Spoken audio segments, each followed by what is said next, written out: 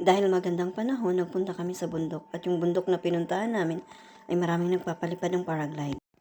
At ito na nga sila nagre-ready ng lumipad. Pero bago sila lumipad, kailangan nilang tingnan yung level ng hangin. Kung enough na ba yun para sila makalipad. Yeah, at the same time din, inaayos-ayos nila yung mga lubid-lubid ng kite nila, yung parang parachute nila. To make sure lang ba na okay ang lahat.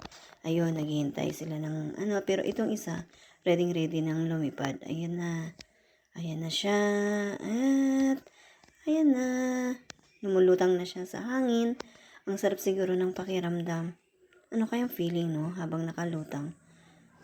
At habang lumulutang siya dyan, ang nakikita niya sa baba ay ang Geneva, Switzerland, ang Geneva Lake. At saka, unique lang ba? Kasi yung pinagliparan niya ay bundok ng France yun. Kaya kung mapagawi kayo dito sa Geneva, Switzerland, pwede nyo itong gawing side trip.